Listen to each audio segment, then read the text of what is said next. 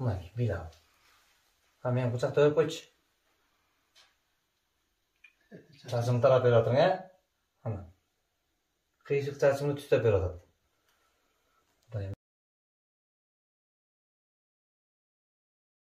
Ondan keyin ошону тиянын ачканда бир жабык болуп. Көтөнү жабык болуп, Тешиги жабык болуп. Анан бул чочосун дагы мындай отургузганда болуп төрөлгөн. Ылдыжанды мына ылдыжанда сидиги чыкты, бияны эмес ылдыжан. Биягы бул чыгыш үчүн анан биянын операция бияны чыгышты да. Сидиги да ошо ылдыжан эмес. Ошону сидиги бияктан эле чыгат азыр, Ошо ылдыжандан чыгат да. Сидиги чыгат ошо жерде. Муну дагы Ассаламу алейкум, урматтуу мекендештер, урматтуу достор. Бүгүнкү күндө биз бул жашоо ааламда баарыбыз убактылуу конокпуз. Ал баарыбызга маалым. Ошол учурда ар кимге ар кандай тагдырда жазылат экен жазмышы. Бирок бүгүн азыр мен сиздер көрүп турган кичимекенем Таластан Токтогулга чыгып атам. Себеби бүгүнкү күндө кайрылуулар өтө көп достор. Баарына жетишүү мүмкүн болбой жатат. Бирок мен дагы жүрөгүмдөн азырмай керек. Ар бир кадамдарыма Кудай сооп жазса экен, ушул аман барып эсен келсем экен деген үмүттө мен баратам. Мен кайерге баратам? Токтогулга атайын бир кичинекей ымыркай Билал үчүн. Билалдын ден соолугу жакшырып кетиш үчүн. Муну мен сөздү көбөйтпөй сапарда бирге болуңуздар. Баргандан кийин бирге чоң көрөбүз достор. Кайдаңыз? Кудай буйруса Токтогул атабыздын атынан турган бул шаарга келип калдык, Кудай буйруса. Бул жака келиштин дагы максатыбыз мына азыр биргеликте эфирден алыстабай биргеликте болуп туруңуздар. Бул жерде өтө өзгөчө жаралган нарист экен. Мен көрүп эле жүрөгүм ооруду. Мындай Кудай таалам бекем ден соолук эле өмүр берген болсун. Бул жашоо өмүрдө эң негизгиси ден соолук. Ден соолукта болойлу достор. Дайыма бирге бололу. Мына урматтуу достор, мекендештер, мен сиздерге айтып, азырмаки мен кичинекей Билалга баратам дедим. Ана Кудайдын буйруп насип кылып, Кудайдын буйругу менен ушул айтылуу Токтогул районуна келип, азыр биздин кичинекей мекендешибиз Билал менен жолугушуп отурам. Бул эжекелик болсо Билалдын жарык дүйнөгө келишине себепкер болгон инсан апасы, жанымда турган бир тууганыбыз ушу Билалдын атасы.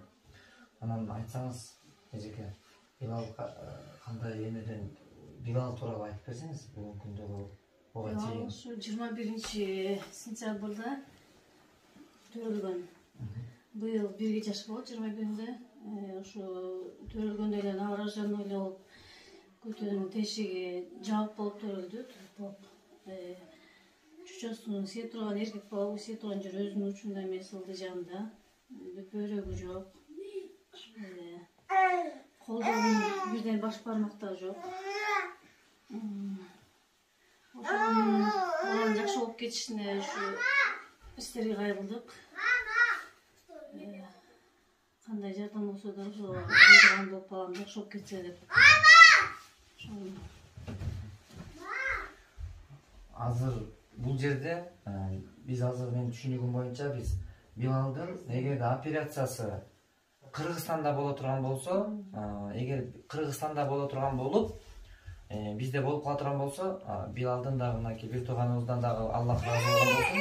Себеби бул бүлөдөн дагы мен өтө мындай бир жакшы таасирленип атам. Себеби ушул бир тууганыбызга окшогон биздин мекендештерибиз көп болсун. Эгерде Кыргызстанда эле боло турган болсо, өзүм күчүмдү жумшап, аракетимди кылам деп отурат да. Көп учурларда өздөрүнө алы жетсе деле элден жардамын сурап турган адамдар да жок эмес. Бирок ал катарда болбостон, ушундай баягы өзүнүн күчүндү жумшап деле аракет кылган болгону бизге кайрылуунун максаты, достор, ушул операцияны ушул врачтар менен кайсыл жакта жакшыраак жасайт, ушул Кыргызстанда точно ушундай операциялардын жасалышынын негизги баасын билейин деп турушат. Ошондуктан Кудай буйруса мен ойлойм, анализдер чыгып болгуча Кудай буйруса билинсе, анан эгерде жеңил эле болушун насип кылган болсун жараткан. Эгер оорураак болуп, кандайдыр бир эме болсо, мен ойлойм мындай Билалга окшогон мекендешке биздин канчалаган кайрымдуу мусулман бир боордошторубуз кайдыгер карабайт деген ойдомун. Аны эжеке өзүңүз азыр көрсөтүп берсеңиз Билалдын эмесин.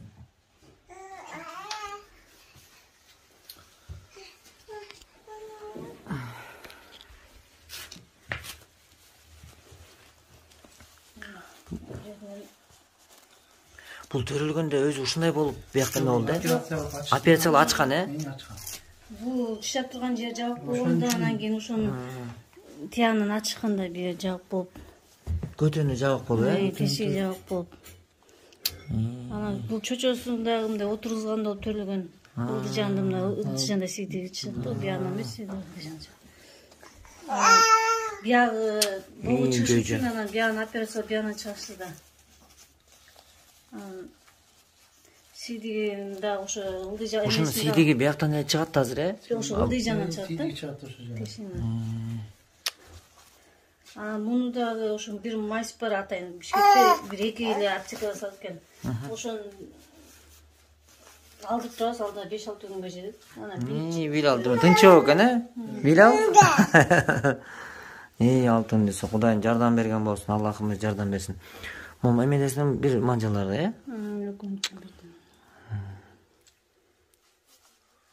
Билал.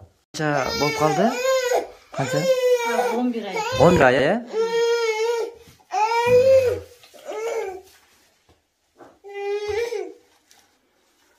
Бир ай сентябрда бирге чыгат.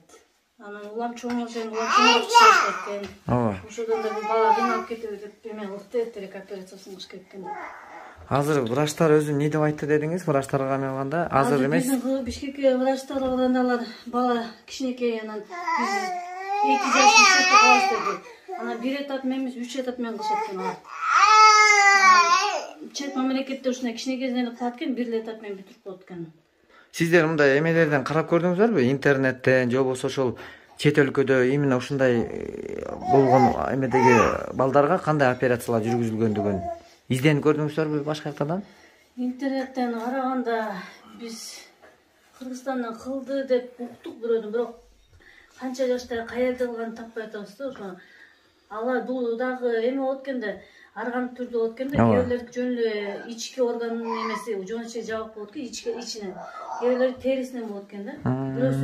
Бирөөдөн уктук ушу терисиле жабык экен. Анан жөн тешип коет экен. Анан биздики сложныйраак экен да.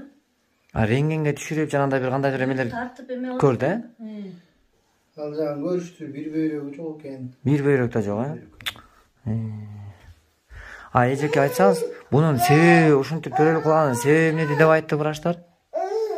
Себеби арган болуп калат деди. Сиз дарыландыңыз, ошодон болуп калышы мүмкүн эди. Арганда грипп болду, ошодон да болуп калышы мүмкүн эди. Бала курсакта кезинде, Биз точносын айта албайбыз дешти.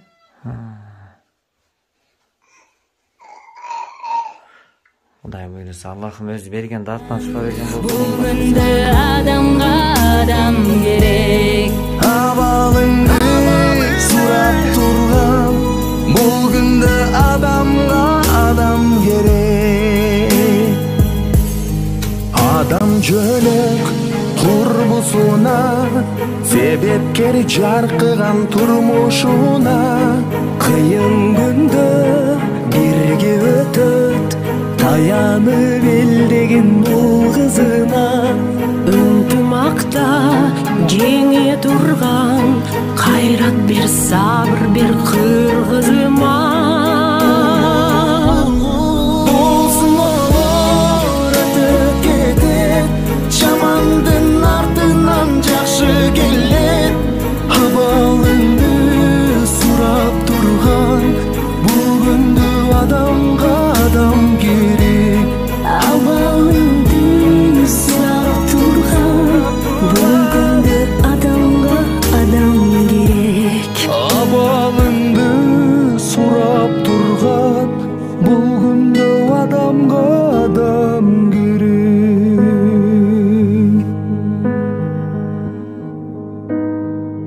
Адам деген көпүрө турмушуна, адам деген жөлөк да курбусуна. Күч бар кезде биригип бир муштумга курсак экен көпүрө кыргызыма. Сен өлбөйсүң, артыңда изиң калса, сен жашайсың, тарыхта ишиң калса. ташты талкан кыла бер сапарыңда, темир кессең мокобоз мизиң барда.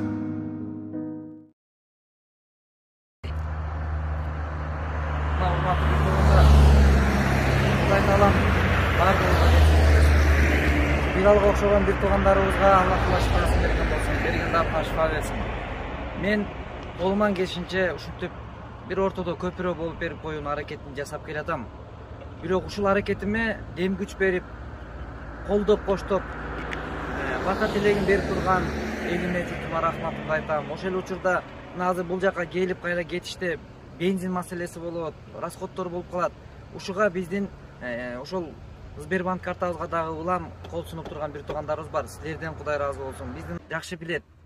Кыздары, балдары канчалык тумоолоп, бир аз кыйналып калса, жүрөк зырылдайт. Ошон үчүн айтат экен, балдардын ооруганын ата-эненин көзүнө көрсөтпөсө экен деп. Ошон үчүн достор, бар болойлу, аман болойлу. Жакшы кылган ишибиздин урматына жараткан ушундай оору сыркыдан бизди алыс кылган болсун. Кудай буйруса, кырсыктан садака бул оору сыркоо кырсыктан коруп турган коргонуу адегенди коргонуңуз бекен болсун. Айтып ушундай кереметтүү токтогулдан биз сиздерге салам жолдойбуз. Аллах дайыма ушул сапардагы сапарларыбыз байсалдуу болсун. Сооптуу сапарда дайыма бирге болойлу достор. Акыретте, бейиште да бирге болууну насип кылсын жараткан.